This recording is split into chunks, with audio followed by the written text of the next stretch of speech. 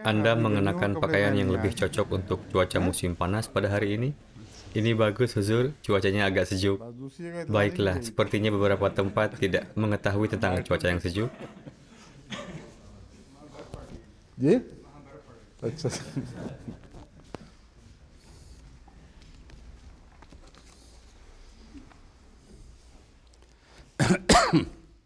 Baiklah, hari ini kita mulai dari ayat nomor 32.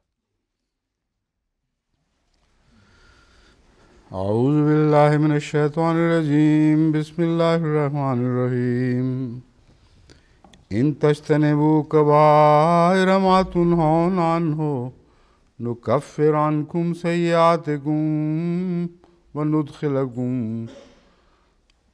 وندخلكم مدخلا كريما ولا تتمنوا ما فضل الله به بعضكم على بعض للرجال نصيب مما اكتسبوا وللنساء نصيب مما اكتسبنا واسألوا الله من فضله إن الله كان بكل شيء عليما. Pada hari ini saya telah memilih hanya 2 ayat ini saja untuk ditilawatkan. Jika ada waktu yang tersisa, saya akan tilawatkan lagi ayat yang ketiga dan menjelaskan artinya juga. Hari ini kita telah alokasikan waktu selama setengah jam di akhir daras untuk sesi tanya jawab, dan daras ini selalu dilaksanakan seperti ini setiap tahunnya. In tajtanibu kaba'ira ma tunhauna anhu.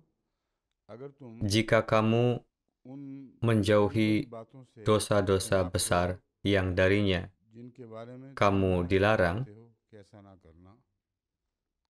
nukaffir ankum sayyiatikum, kami akan menjauhkan darimu keburukan-keburukanmu, wa nudkhilakum, kata ini adalah nudkhilkum.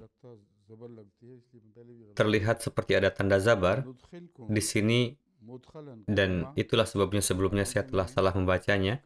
Wa nudkhilkum mudkhalan karima, dan kami akan memasukkanmu ke tempat yang mulia. Dalam ayat ini, kata kabiro dan kata kabair, yang artinya dosa besar, adalah sebuah topik yang telah dibahas secara panjang lebar sebelumnya. Apa yang dimaksud dengan kabair? Apakah kabair dosa-dosa besar yang dilarang tersebut? Dan jika seseorang dilarang dari melakukan kabair tersebut, lalu hasil apa yang dapat diambil darinya? Nukaffir ankum sayyiatikum wa nudkhilkum mudkhalan karima, yang artinya kami akan menjauhkan darimu keburukan-keburukanmu. Dan apakah maksud dari kata mudkhalan karima? Oleh karena itu, kita harus melihat makna-makna dari segi leksikografis dari ketiga istilah ini, dan kemudian kita akan membahas tafsir ayat ini. Menurut urutan kertas-kertas yang saya miliki di hadapan saya ini, kata nukaffir adalah kata yang muncul pertama kali, lalu diikuti dengan kata sayyiat, kemudian akan dibahas kata mudkhalan karima, dan di bagian akhir baru akan dibahas kata kabair.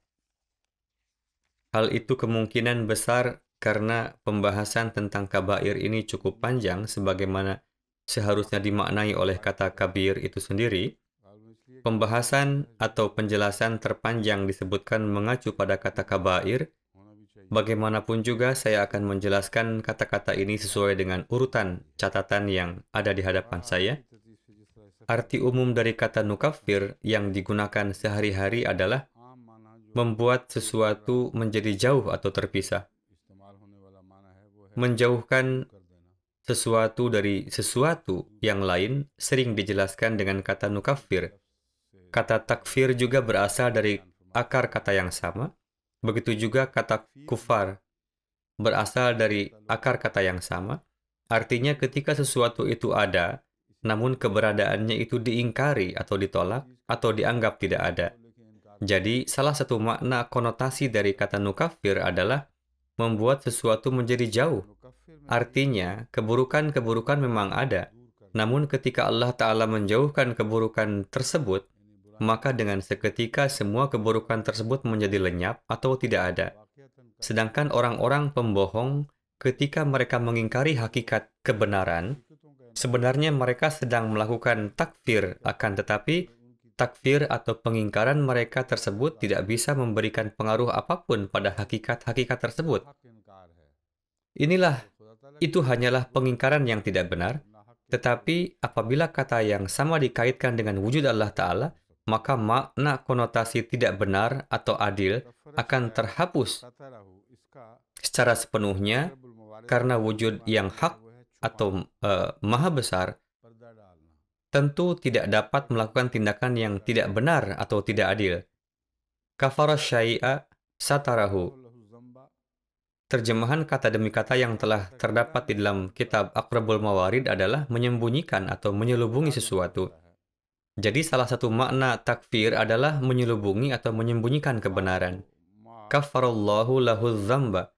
Akan tetapi ketika dikatakan bahwa Allah seakan-akan menyembunyikan dosa seseorang, maka maknanya adalah bahwa dia menghapus dosa seseorang. Al-kaffaratu ma yughattil isma. Artinya kafarah adalah sesuatu yang menutupi dosa seseorang. Sekarang kata syamsun nujum di dalam kitab mufradat juga tertulis bahwa ketika dikatakan kafaratis syamsun nujum, maknanya adalah bahwa matahari menyembunyikan bintang-bintang. Maksudnya adalah matahari benar-benar menutupi mereka atau bintang-bintang, atau menyebabkan mereka menghilang sedemikian rupa sehingga mereka tampak tidak ada. Yuqalul kafiru lis-sahabil ladzi yughatti syamsa wal lail. Dikatakan bahwa awan yang menutupi matahari dan menutupi malam, dengan kata lain, sama-sama mempengaruhi keduanya. Artinya, jika awan terbentuk di langit, sulit untuk mengetahui apakah itu waktu siang atau malam. Dan terlepas dari apakah ada awan di langit pada malam atau siang hari, mereka menghalangi dan bertindak sebagai penghalang dari semua jenis cahaya alami dari langit. Maka awan yang seperti itu juga disebut sebagai kafir. Sehubungan dengan kata sayyi'at, sa'ahu yasu'uhu saw'an, fa'ala bihi ma yakra'uhu au ahzanahu. Segala sesuatu yang tidak disukai dan tidak memberikan kesenangan kepada seseorang disebut sebagai saw. Dan arti kata saw adalah al-auratu al-fahishatu, yang berarti segala kelemahan yang menjadi penyebab rasa malu bagi seseorang dan ketelanjangan atau perbuatan yang memalukan. Semua itu disebut dengan kata saw. Salah satu arti dari kata as-sayyi'ah adalah al-khati'ata, yang berarti kesalahan atau asa'ahu.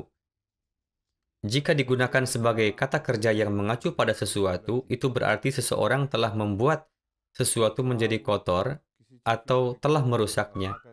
Di dalam pembahasan kata sayyi'at, hal-hal berikut juga telah disebutkan dalam mufradat. Segala sesuatu yang menyebabkan seseorang bersedih, baik itu masalah agama, masalah kehidupan akhirat, masalah keadaan jiwa atau fisik seseorang, atau hal-hal lain yang berkaitan dengan kekayaan atau kehilangan kedudukan dan kemuliaan seseorang, atau peristiwa-peristiwa di mana teman dekat atau kerabat seseorang meninggal dunia, semua hal itu dijelaskan dalam pembahasan kata as-sayyi'ah. Al-fi'latul qabihatu atau khabithatu. Salah satu arti dari as-sayyi'ah adalah al-fi'latu kabihatu atau khabithatu. Penjelasan pertama ini pada dasarnya berarti bahwa setiap berita atau informasi yang diterima seseorang yang kemudian menyebabkan orang tersebut berduka, sedih, dan khawatir, sesuatu yang mengembangkan emosi negatif dalam diri seseorang, apapun yang menyebabkan berkembangnya satu emosi yang berlawanan dengan kebahagiaan di dalam hati seseorang disebut sebagai sayyi'ah.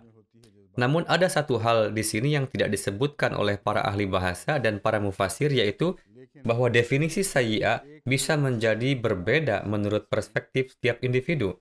Karena hal yang dapat menyebabkan orang yang kejam atau orang yang berdosa menjadi tertekan dan gelisah belum tentu selalu sesuatu yang buruk. Pada kenyataannya, seringkali suatu hal yang baik dapat menjadi sarana penderitaan bagi orang-orang seperti itu. Ada banyak contoh tentang hal ini di dalam Al-Quran. Segala macam berita tentang keberhasilan Rasulullah SAW dan segala macam laporan tentang karunia yang Allah Ta'ala anugerahkan kepada orang-orang beriman akan membawa aib atau rasa malu bagi orang-orang kafir. Hal ini akan membuat mereka bersedih dan berduka untuk menyaksikan peristiwa-peristiwa kemenangan tersebut terjadi. Jika definisi sayyi'ah digunakan untuk merujuk pada sesuatu yang menyebabkan berkembangnya suatu emosi negatif di dalam diri seseorang, maka itu tidaklah tepat. Karena kata hasana juga dapat memicu emosi yang sama. Tetapi sekarang pertanyaan yang muncul adalah, siapakah orang yang telah mengembangkan emosi tersebut? Jika orang tersebut adalah orang jahat, maka berita-berita buruk akan membuat orang tersebut merasa puas. Jika orang tersebut adalah orang baik, maka kabar-kabar buruk akan menyebabkan orang tersebut menjadi berduka. Jadi, jika definisi ini dijelaskan bersamaan dengan penjelasan ini, maka itu benar. Namun jika tidak, maka definisi ini sendiri tidak akan lengkap dan tidak memadai. Bagaimanapun, Imam Raghib telah menjelaskan hal ini dari berbagai aspek, misalnya dari perspektif logika, kejelasan emosional dan ekonomis. Singkatnya, menurut beliau, segala sesuatu di dalam hidup yang secara negatif memberikan pengaruh dari dalam pada sifat alami, emosi, dan perasaan seseorang disebut sebagai sayyi'ah, dan segala sesuatu yang memberikan pengaruh secara positif pada hal-hal ini disebut sebagai hasanah. Tapi sebagaimana yang telah saya sebutkan bahwa perasaan orang-orang bergantung satu sama lainnya dan reaksi setiap orang yang bisa berbeda berdasarkan apakah mereka individu yang baik atau buruk. Pada akhirnya, sebagai rangkuman, beliau menyatakan tabiat seseoranglah yang menentukan apakah sesuatu itu baik atau buruk. Jika watak atau tabiat seseorang sedikit terpengaruh oleh sesuatu, maka sesuatu itu adalah hal yang baik. Dan jika watak atau tabiat seseorang menjadi terlalu terbebani oleh sesuatu, maka sesuatu itu adalah hal yang buruk. Contoh yang telah diberikan dari Al-Quran untuk perihal ini tidak tepat diterangkan di sini. Allah Ta'ala berfirman, فَإِذَا جَاءَتْهُمُ الْحَسَنَةُ قَالُوا لَنَا هَذِهِ وَإِن تُصِبْهُمْ سَيِّئَةٌ يَطَّيَّرُوا بِمُوسَى وَمَن مَّعَهُ.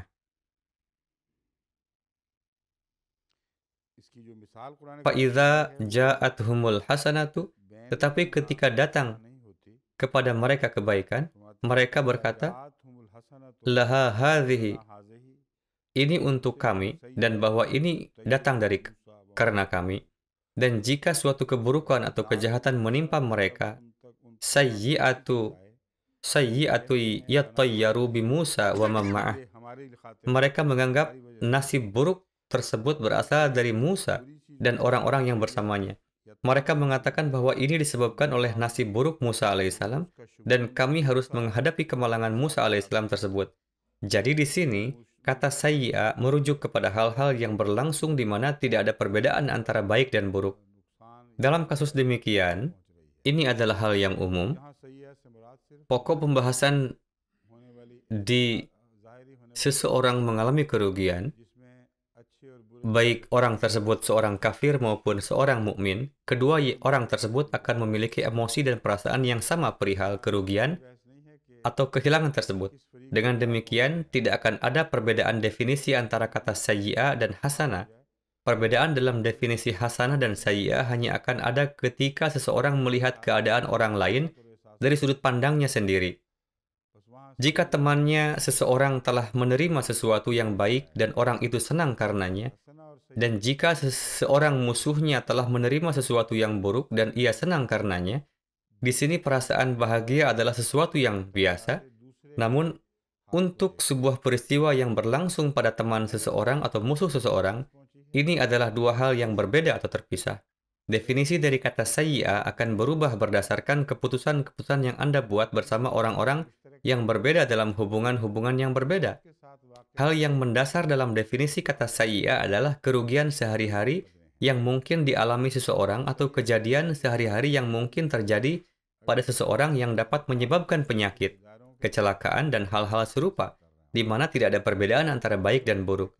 Artinya hal-hal tersebut sama-sama bisa merugikan semua orang. Tidak diragukan lagi bahwa hal-hal seperti itu disebut sebagai sayyi'at. Selain itu, makna konotasi kata sayyi'ah yang telah saya jelaskan juga termasuk dalam pengertian ini.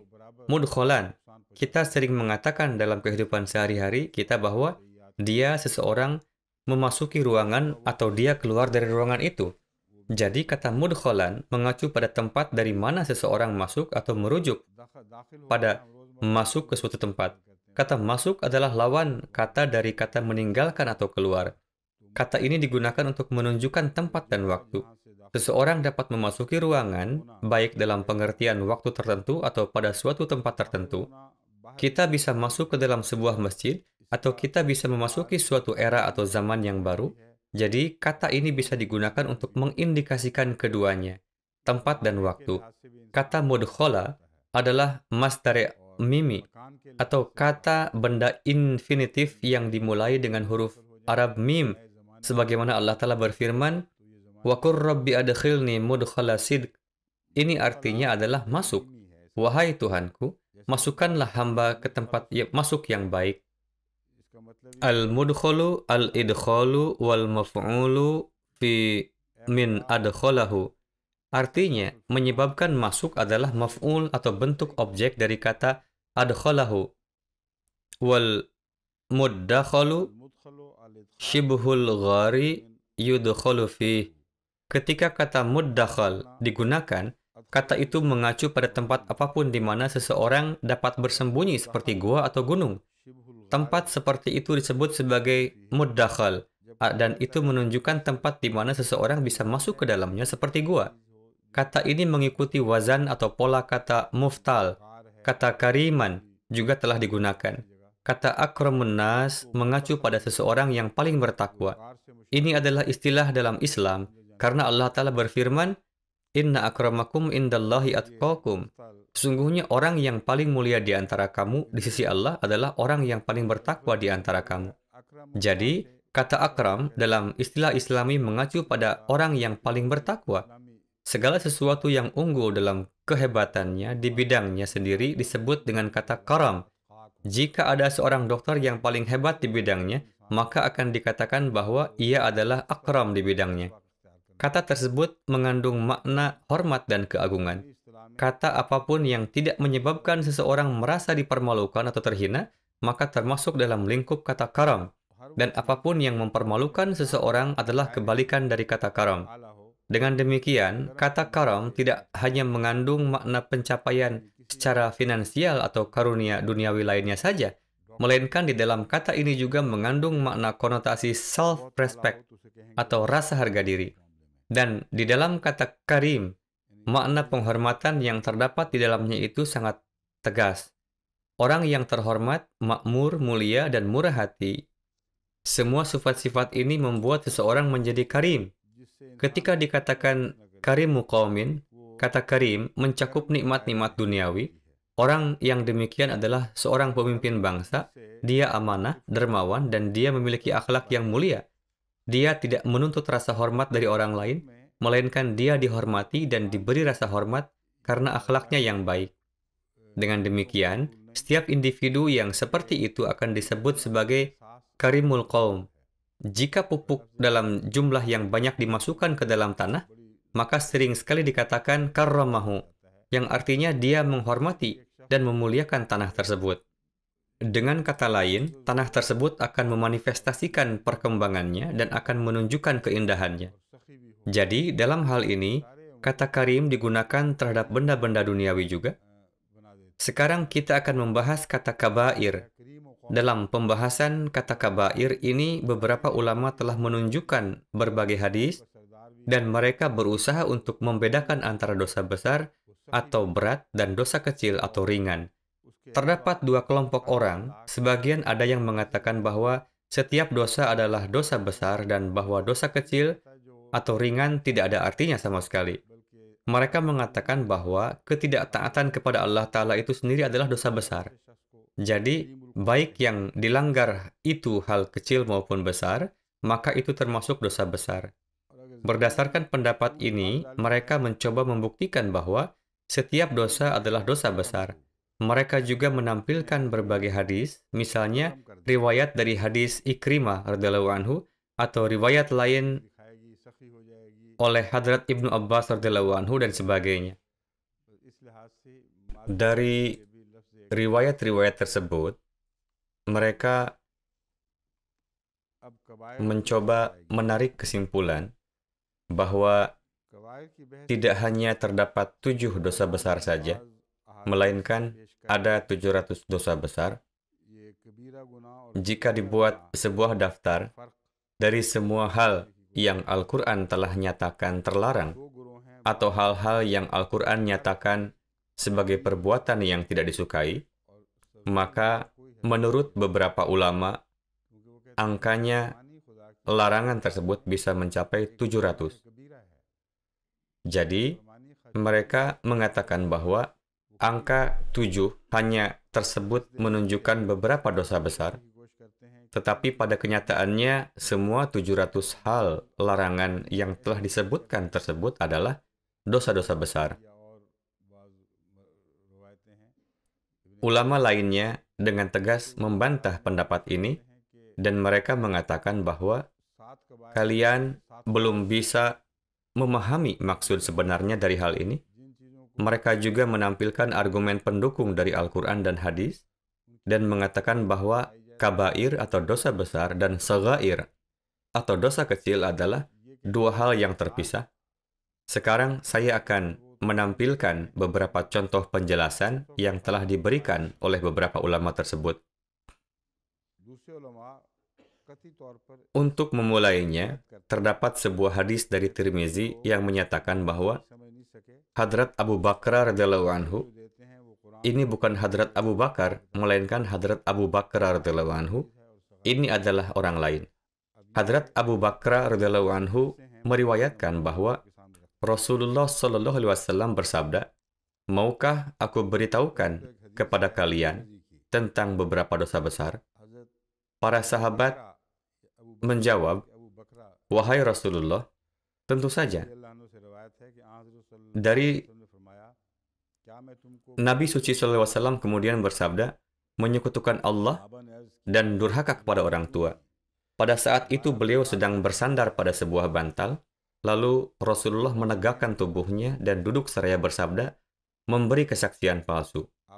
Atau perawi berkata, mengucapkan kebohongan. Dan kemudian beliau mengatakan, qauluz zur. Para ulama pada umumnya condong kepada kata ini dan percaya bahwa Rasulullah mengatakan qauluz zur. Rasulullah mengatakan ini berkali-kali, wa qauluz zur, wa qauluz zur, wa qauluz zur. Sehingga ada suara dari dalam hati kami yang mengatakan, kami berharap Rasulullah akan berhenti mengatakannya dan menjadi diam. Jadi Rasulullah menjawab pertanyaan ini dengan menyampaikan tentang 3 dosa. Dalam beberapa riwayat lainnya, beliau telah menjawab pertanyaan tersebut dengan menyatakan tentang 7 dosa. Sesuai dengan keadaan dan kebutuhan waktunya, terkadang jawaban Rasulullah atas pertanyaan-pertanyaan tertentu bisa berbeda. Beliau akan memberikan jawaban yang berbeda berdasarkan siapa yang bertanya, dan berdasarkan keadaan yang lazim pada saat itu. Atau itu jawabannya akan berdasar pada kesempatan yang berlangsung. Misalnya, jika pertanyaan itu pada saat berlangsungnya jihad dan jika beberapa orang bertanya tentang jihad, maka beliau akan menjawabnya. Kemudian pada beberapa kesempatan lain ketika keadaan sedang damai dan para orang tua tidak mendapatkan bantuan dan pelayanan yang seharusnya diberikan oleh anak-anak mereka, maka sesuai dengan keadaan umum pada saat itu, jawaban Rasulullah akan berubah. Namun akan berubah sesuai kebutuhan, berdasarkan kebutuhan masanya. Esensi sebenarnya dari jawaban beliau tidak akan saling berlawanan dan bertentangan satu sama lainnya. Bahkan pada faktanya, dalam beberapa keadaan tertentu, jawaban yang diberikan beliau akan selalu menjadi jawaban yang terbaik dan akan selalu menjadi jawaban yang paling tepat. Dengan demikian, perbedaan pendapat yang ada dalam hal ini adalah hal yang biasa, dan jika seseorang mencoba untuk memahaminya, itu bukanlah perkara yang sulit. Di antara ketiga dosa yang telah disebutkan di atas, dosa yang terakhir yaitu berdusta yang beliau ucapkan ulang berkali-kali, meliputi segala macam keburukan dan pada kenyataannya merupakan salah satu bentuk syirik atau menyekutukan Allah. Jadi sebenarnya ada 2 hal yang disebutkan dalam hal ini, yaitu seseorang tidak boleh kufur atau tidak bersyukur dan tidak menyekutukan Tuhan. Karena kekufuran mengarah pada menyekutukan Tuhan. Ketika kita merenungkan hal ini, kita benar-benar memahami esensi dari apa yang telah disebutkan secara keseluruhan dalam kaitannya dengan orang tua dan Allah Ta'ala. Kita berhutang budi kepada orang tua kita karena mereka telah memberikan kita kehidupan, tetapi pada tingkat kedua, wujud paling pertama yang kepadanya kita berhutang budi karena telah memberikan kita kehidupan ini adalah wujud Allah Ta'ala. Orang tua juga termasuk di dalam fenomena ini. Namun kemudian ada suatu masa yang menyadarkan kita bahwa melalui rahmat Allah Ta'ala lah Dia telah menganugerahkan kita kehidupan. Dia menganugerahkan kita kehidupan ini melalui kebaikan atau kemurahan hati orang tua kita. Para ibu merawat anaknya di dalam rahim selama 9 bulan, memberi mereka darah dan mengarahkan kekuatannya untuk mempertahankan kehamilan tersebut. Dan kadang-kadang sedemikian rupa sampai-sampai sang ibu bahkan meninggal sambil memelihara embrio yang ada di dalam dirinya. Keadaan ini yang dilalui seorang ibu adalah karunia yang sangat besar bagi kita dan Allah Ta'ala menarik perhatian kita berulang kali pada hal ini. Bahwa, lihatlah, jangan pernah mengabaikan hak-hak yang dimiliki ibu, karena mereka telah mengasuhmu dalam keadaan yang bermacam-macam pada waktu yang berbeda-beda. Mereka telah mengalami rasa sakit dan penderitaan yang luar biasa pada masa-masa tersebut. Mereka telah membawa anak mereka begitu lama. Mereka mengorbankan segalanya untuk anak mereka. Jadi inilah salah satu makna yang menarik perhatian kita terhadap nikmat yang sangat besar dari seorang ibu. Ayah juga memainkan peran sama pentingnya dalam mengasuh anak karena dia bekerja keras dan mencari nafkah untuk keluarganya. Dia membelanjakan kekayaannya untuk para ibu dan merawat mereka. Oleh karena itu, meskipun si anak tidak dikandung secara fisik oleh si ayah, namun si ayah masih memiliki kedudukan yang sama pentingnya dengan si ibu dalam mendidik anak secara moral, menjaga anak dan mengasuh serta merawat si anak. Ini adalah faktor mendasar yang menyebutkan kebaikan-kebaikan orang tua kita. Dan jika Tuhan sangat menekankan pada rasa syukur atas nikmat ini yang berlangsung selama beberapa bulan atau tahun, maka kesimpulan mendasar yang ditarik adalah bahwa Tuhan yang terus-menerus melimpahkan nikmat dan karunia-Nya yang luar biasa kepada kita dari permulaan alam semesta yang tampaknya tidak akan pernah berakhir, maka nikmat yang kita terima dari orang tua kita hanyalah secuil saja dari nikmat Allah Ta'ala yang begitu luas.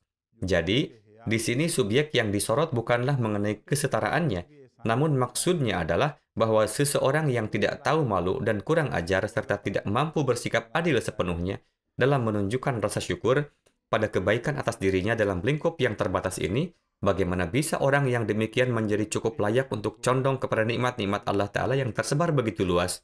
Karena seringnya hal-hal tersebut adalah sesuatu yang tidak dapat dikenali oleh orang-orang yang demikian. Jadi dari satu sisi ini adalah nikmat yang kecil, tetapi dari sisi yang lain ini adalah nikmat yang sangat menonjol dan tentu dapat dikenali dengan jelas. Ini adalah hubungan atau relasi yang mana di satu sisi melarang seseorang untuk menyekutukan Allah Ta'ala, dia juga telah menarik perhatian seseorang untuk memperlakukan orang tua mereka dengan kebaikan. Jika Anda selalu mengingat kebaikan atau nikmat dari orang tua kepada Anda dan berusaha untuk membalas kembali kebaikan tersebut sampai titik yang memungkinkan, maka pertukaran itu hanya bisa menjadi balasan kebaikan saja.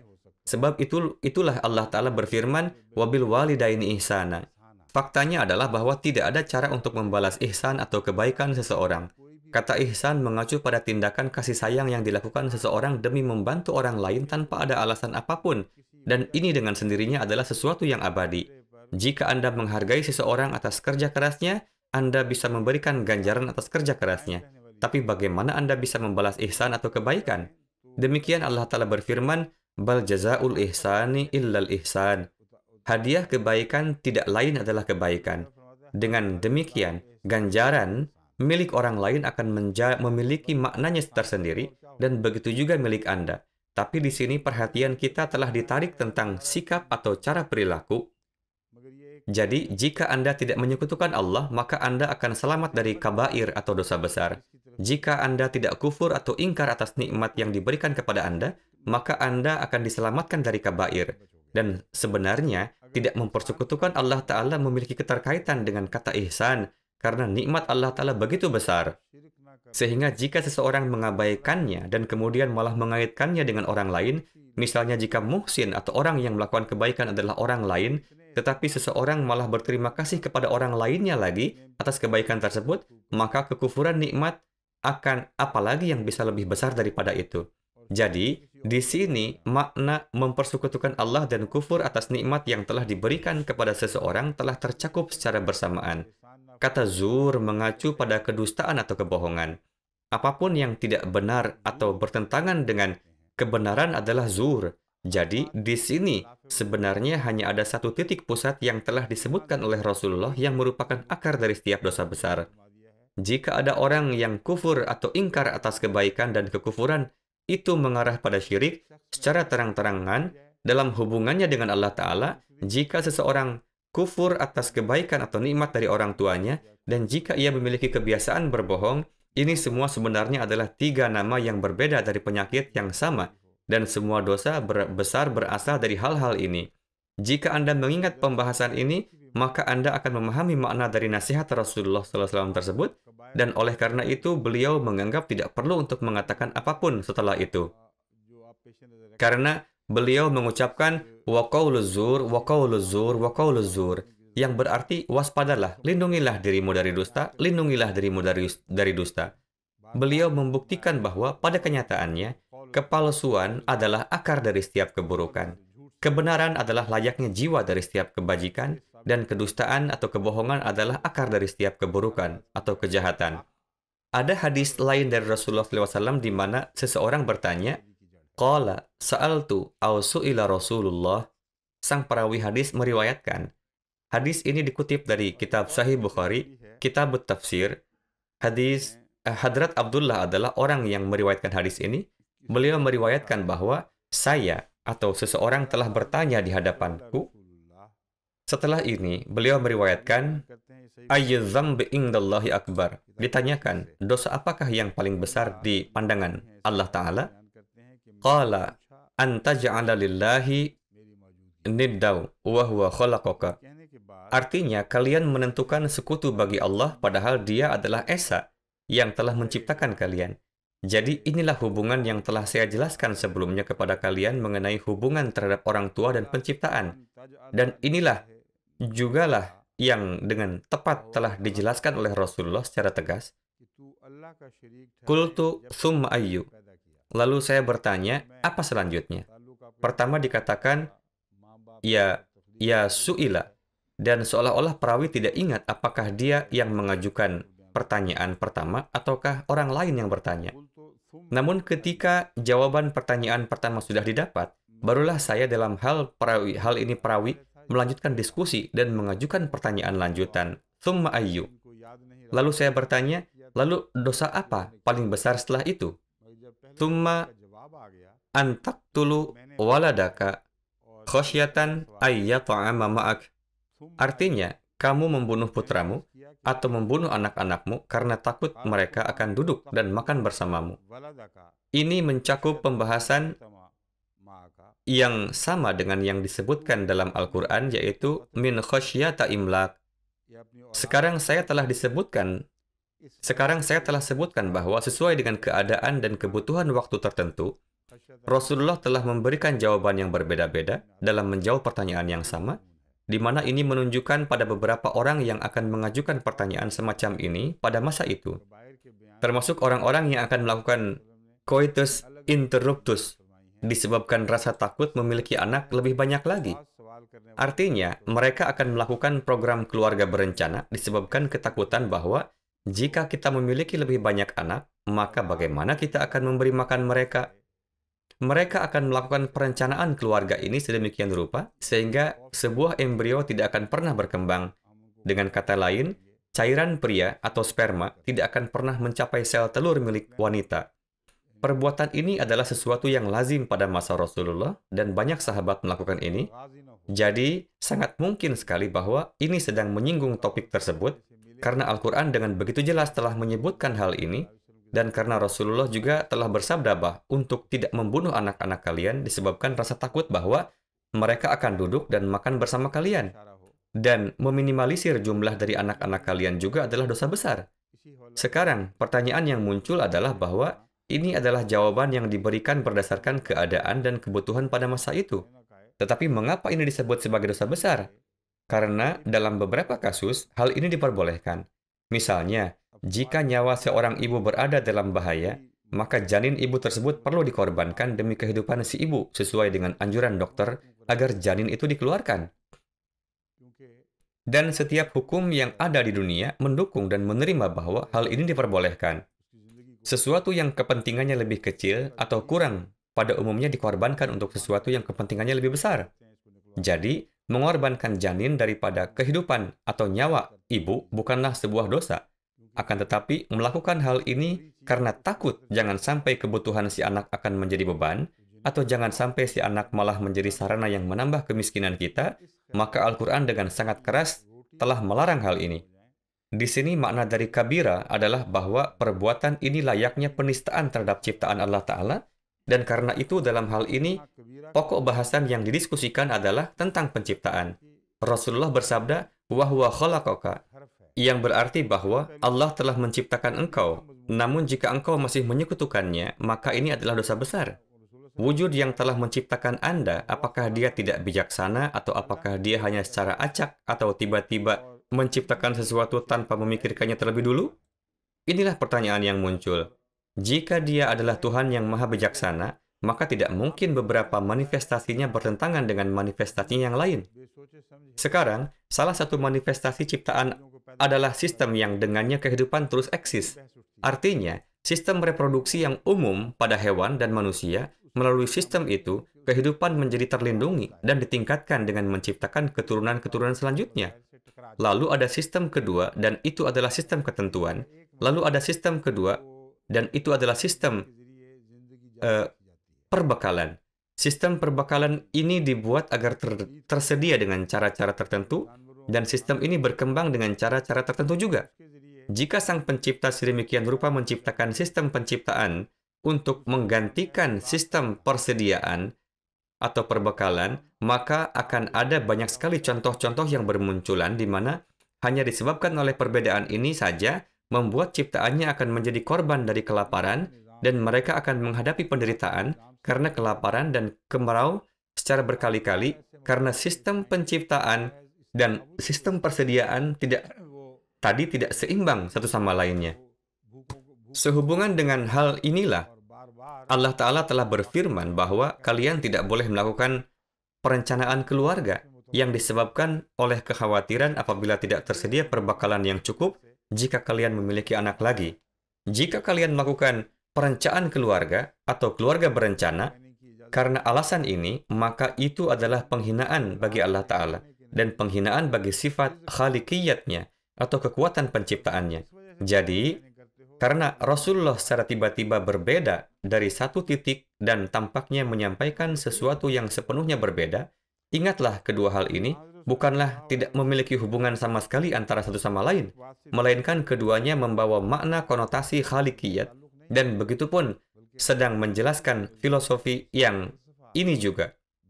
Beliau telah menarik perhatian kepada fakta bahwa dalam kaitannya dengan anak kalian, kalian merasa khawatir bahwa jika kalian memiliki lebih banyak anak, maka kalian akan kekurangan perbekalan. Hal ini akan menjadi sebuah fitnah besar terhadap wujud Allah Ta'ala dan bertentangan dengan sifat khaliqiyatnya, dan inilah sebabnya perbuatan tersebut termasuk ke dalam dosa besar. Qultu summa ayyu qala summa antarani bijalilati jarika. Lalu saya bertanya, apa dosa terbesar selanjutnya setelah itu? Rasulullah bersabda, melakukan perzinahan dengan istri tetangga engkau. Ini adalah dosa terbesar ketiga. Meskipun perbuatan zina itu sendiri dengan siapapun dianggap sebagai dosa besar, tetapi di sini telah disebutkan bahwa jika Anda melakukan zina dengan istri tetangga Anda, itu akan menjadi dosa terbesar ketiga. Sekarang, baik membunuh anak-anak Anda atau melakukan perzinahan, kedua hal ini memiliki hubungan yang mendalam satu sama lainnya, dan itulah sebabnya di mana Al-Quran telah membahas tentang berbagai macam muharramat atau hal-hal yang dilarang. Di sana pembahasan tentang membunuh anak-anak disebutkan setelah perbuatan zina. Karena seringkali jenis pembunuhan yang berkaitan dengan anak-anak yang belum lahir, yang tidak diketahui oleh khalayak umum, terjadi sebagai akibat dari hubungan tidak sah yang kemudian menyebabkan kehamilan. Kemudian disebabkan oleh ketakutan pada masyarakat atau karena alasan lain, mereka mungkin merasa malu dan untuk mengatasi rasa malu tersebut agar tidak dihinakan di antara masyarakat, pada akhirnya kehamilan semacam itu diaborsikan. Alasan lain bisa saja karena wanita itu pada dasarnya adalah pelaku zina, sehingga apa perlunya baginya untuk mengandung anak orang lain di dalam rahimnya, dan kemudian menyebabkan kehilangan pekerjaannya. Jadi, terlepas dari alasan mengapa pembunuhan semacam itu terjadi, itu adalah pembunuhan, dan ini berhubungan dengan perzinahan. Jadi, nasihat Rasulullah SAW secara mendalam terhubung satu sama lain. Meskipun tampaknya nasihat-nasihat tersebut seperti dua hal yang berbeda, tetapi mereka sangat terhubung satu sama lain. Ada beberapa keburukan yang dirasakan oleh Rasulullah SAW sedang merayap ke dalam masyarakat dan sedang mulai meluas, sehingga untuk memberantas keburukan tersebut, beliau memberikan jawaban-jawaban ini. Sejauh kaitannya dengan hubungan dengan tetangga, tetangga memiliki hubungan ihsan satu sama lain di mana mereka memperlakukan satu sama lain dengan baik. Perzinahan itu sendiri adalah perbuatan yang buruk. Tetapi ketika kedua tetangga tersebut pergi ke tempat satu sama lain dan memiliki urusan bersama dan memperlakukan satu sama lain dengan kebaikan, lalu jika seseorang melakukan perzinahan dalam keadaan seperti itu, maka sebuah dosa besar pada awalnya akan menjadi dosa yang lebih besar lagi. Dengan kata lain, bahkan dosa-dosa besar akan mulai terus meningkat kadar kekotorannya. Lalu dikatakan, Qala wa nazalat hadhil ayatu tasdiqa liqauli Rasulillah sallallahu alaihi wasallam la yad'una ma'allahi ilahan akhar wa la yaqtulunna an-nafsa allati harramallahu illa bil haqq wa la yaznun. Sekarang, berhubungan dengan kesimpulan yang dibuat oleh si perawi, saya ingin memberitahu Anda sekalian untuk tidak memberikan kesimpulan dengan makna semacam ini sekalipun. Ini hanyalah pemikiran pribadi yang suka disajikan orang untuk menunjukkan bahwa mereka telah menemukan sebab-sebab mengapa ayat-ayat Al-Quran diturunkan. Meskipun ayat-ayat Al-Quran telah diwahyukan pada waktu yang paling tepat, namun asbabun nuzul, sebab-sebab diturunkannya, sebagaimana yang ditetapkan oleh beberapa orang, tidaklah selalu benar. Ayat-ayat ini memang harus diwahyukan, apapun yang terjadi. Ada kebutuhan abadi di antara umat manusia untuk menerima hikmah semacam itu, sehingga ayat-ayat ini telah diturunkan. Apakah keadaan masa itu membutuhkan ayat-ayat tersebut untuk diturunkan atau tidak? Mau bagaimanapun, tetap saja ayat-ayat tersebut pasti akan diwahyukan juga. Dan cara yang mana suatu gagasan tersebut ditampilkan adalah bahwa Allah Ta'ala menurunkan ayat ini untuk membuktikan apa yang dikatakan oleh Rasulullah dan menegaskan bahwa apapun yang beliau katakan adalah memang benar. Padahal sebenarnya kemungkinan besar Rasulullah mengatakan apa yang beliau katakan berdasarkan pewahyuan ayat tersebut. Atau bisa saja wawasan dan kecerdasan beliau sejalan dengan kehendak ilahi, sebagaimana yang sering terjadi. Kita tidak mengetahui secara pasti apakah ayat ini diturunkan setelah kejadian yang disebutkan di dalam hadis atau sebelumnya. Ini hanyalah sesuatu yang suka dilakukan oleh para mufassir yang menyusun kitab tafsir tersebut. Mereka selalu suka mengemukakan sebab musabab mengapa sebuah ayat diturunkan. Orang-orang mengatakan bahwa ayat ini diturunkan untuk membuktikan kepada Rasulullah, dalam arti bahwa jika ayat ini tidak diturunkan, maka para sahabat akan tetap memiliki keraguan apakah Rasulullah telah mengatakan sesuatu yang benar atau salah. Tidak ada pertanyaan tentang pembuktian atau pengesahan. Perkaranya begitu jelas, mutlak dan penuh kebijaksanaan. Hal ini secara internal terdiri dari penalaran yang begitu kuat dan meyakinkan untuk mendukung pendakwaan beliau, sehingga tidak perlu ada pembuktian setelahnya. Oleh karena itu, menurut pandangan saya, gagasan seperti ini adalah salah satu hal yang melemahkan keagungan Rasulullah dan filosofi inti dari ayat-ayat Al-Quran yang mana tidak dapat diterima dalam keadaan apapun. Sekarang, terkait dengan pembahasan kabair, terdapat sebuah hadis dari kitab Musnad Ahmad bin Hanbal dari jilid 5, halaman 413. Anna Aba Ayyuba haddatsahu anna Rasulullah sallallahu alaihi wasallam qala man jaa ya'budullaha la yusyriku bihi syai'an wa yuqimu salata wa yu'ti zakata wa yasumu ramadhana wa yajtanibu al-kaba'ira fa inna lahu al-jannah. Hadrat Abu Ayyub meriwayatkan bahwa Rasulullah bersabda, barang siapa yang menyembah Allah Ta'ala, melindungi dirinya dari perbuatan menyekutukan Allah, mendirikan salat, membayar zakat, menjalankan ibadah puasa selama bulan Ramadan, dan melindungi dirinya dari dosa-dosa besar, maka dia akan masuk ke dalam surga. Di bagian akhir ketika Rasulullah bersabda, dan melindungi diri dari dosa besar, para sahabat bertanya, apa artinya kabair atau dosa besar? Rasulullah bersabda, menyekutukan Allah Ta'ala dan membunuh seorang muslim. Sekarang ada topik tentang pembunuhan di dalam hadis yang sebelumnya, dan ada topik pembunuhan di dalam hadis ini juga. Akan tetapi di sini kemungkinan besar mengacu pada pembunuhan terhadap orang tua dan orang-orang yang lebih dewasa. Melarikan diri dari orang-orang kafir selama pertempuran. Sekarang, jika seandainya terjadi sebuah peperangan dan terjadi peristiwa-peristiwa di mana sebagian orang malah membalikan punggung mereka atau melarikan diri dari orang-orang kafir, maka perbuatan ini adalah kabirah atau dosa besar yang muncul di benaknya. Dengan demikian, perbedaan-perbedaan dalam jawaban Rasulullah menunjukkan fakta bahwa jawaban tersebut berbeda untuk keadaan yang berbeda. Tetapi itu tidak menandakan adanya kontradiksi secara mendalam pada esensi dari apa yang beliau katakan. Seseorang yang memelihara dirinya dari dosa besar, yang mendirikan salat, yang menjalankan puasa Ramadan, dan yang memberikan zakat akan masuk ke dalam surga. Berkaitan dengan hal ini, ada hadis lain dalam Sunan Nasa'i, Kitab Zakat, dan terjemahan dari hadis tersebut adalah Abu Abdullah Nuaim meriwayatkan bahwa Suhaib memberitahunya bahwa dia mendengar Abu Hurairah dan Abu Sa'id mengatakan bahwa suatu hari Rasulullah berbicara kepada kami dan bersabda, ketika seseorang mendirikan salat 5 waktu, berpuasa selama bulan Ramadan, membayar zakat dan melindungi dirinya dari 7 dosa besar, di sini angka 7 telah muncul untuk pertama kalinya. Hadis sebelumnya tidak menyebutkan angka 7. Pintu-pintu surga akan dibuka untuk orang semacam itu, dan dia akan diberitahu untuk masuk ke dalamnya dengan damai. Oleh karena itu, di bulan Ramadan yang penuh berkah ini, di samping hal-hal lain dalam upaya melakukan amal saleh, satu hal yang juga penting adalah upaya dan perjuangan bersama-sama untuk melindungi diri dari dosa dan keburukan. Hanya ada beberapa orang saja yang akan terlibat dalam semua dosa besar yang telah disebutkan sebelumnya. Akan tetapi, mungkin akan ada beberapa dosa besar pada kadar tertentu yang ditemukan dalam diri seseorang muncul dalam beberapa bentuk atau macam yang tetap tinggal bersamanya.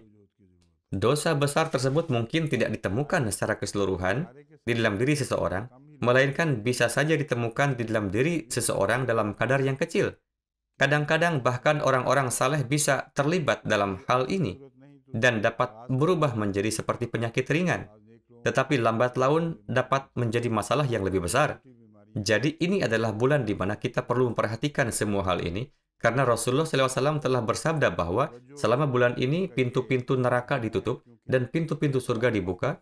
Rasulullah sendiri telah menjelaskan hal ini bahwa jika seseorang melakukan ini dan itu, maka pintu surga akan dibukakan bagi mereka. Kemudian setelah menyebutkan hal-hal yang positif tersebut, beliau bersabda, dan jagalah diri dari 7 dosa besar. Apa saja 7 dosa besar itu? Dalam kitab Sahih Bukhari, Kitabul Wasaya, bab Qaulillahi ta'ala, innal ladzina ya'kuluna amwalul yatama zulman, sampai dengan sa'iro.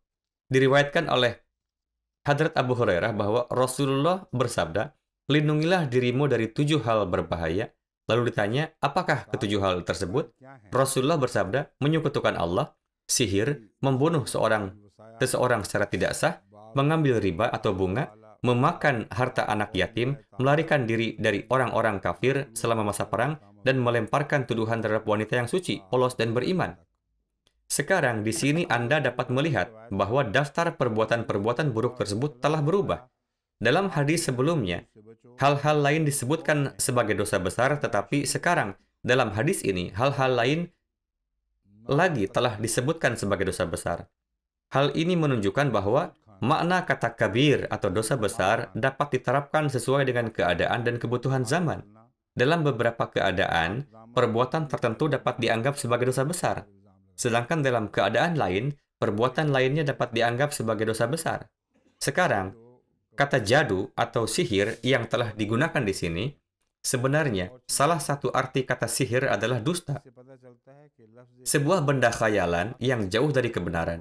Jadi di sini sihir tidak hanya mengacu pada sihir umum yang lazim ditemukan di kalangan orang Arab pada saat itu, melainkan pada dasarnya mengacu pada kepalsuan sebagaimana Rasulullah juga telah mengulangi kata-kata wa qauluz zur, keajaiban atau sihir yang didemonstrasikan oleh para penyihir Fir'aun. Al-Quran dengan jelas menyebut sihir itu sebagai penipuan. Pada kenyataannya, tali tidak berubah menjadi ular, dan juga tidak ada terjadi perubahan secara fisik macam apapun Yang ada hanyalah mata dalam keadaan tertipu yang melihat sesuatu yang ditampakkan disebabkan oleh sihir tipuan tersebut. Mereka mampu melemparkan sihir ke mata mereka atau para penonton, tetapi tidak bisa melakukan hal yang sama terhadap tali-tali mereka. Tali-tali itu tetap seperti apa adanya, sedangkan sebuah adegan imajinatif ditampilkan dalam pandangan penonton yang bukanlah suatu kenyataan. Jadi, sulap dan tontonan serupa yang menampilkan konsep atau gambaran yang menipu tentang sesuatu, jika sulap itu ditampilkan semata-mata untuk kesenangan dan untuk hiburan sehari-hari, dan jika tujuannya bukan untuk menghipnotis penonton agar berpikir bahwa sulap ini sebenarnya adalah sebuah kenyataan, jika itu hanya untuk menciptakan rasa takjub atau sihir semacam ini tidak akan termasuk dalam definisi sihir yang menipu. Karena sihir atau penipu semacam itu memerlukan upaya sedemikian rupa sehingga orang lain dituntun untuk percaya pada sesuatu yang tidak benar dan jauh dari kenyataan. Jika Anda menanyakan sesuatu kepada seseorang atau jika Anda mengatakan sesuatu untuk menjelaskan suatu hal kepada seseorang, misalnya ada banyak ungkapan yang kita gunakan dalam kehidupan sehari-hari yang tidak dimaksudkan untuk menyesatkan seseorang.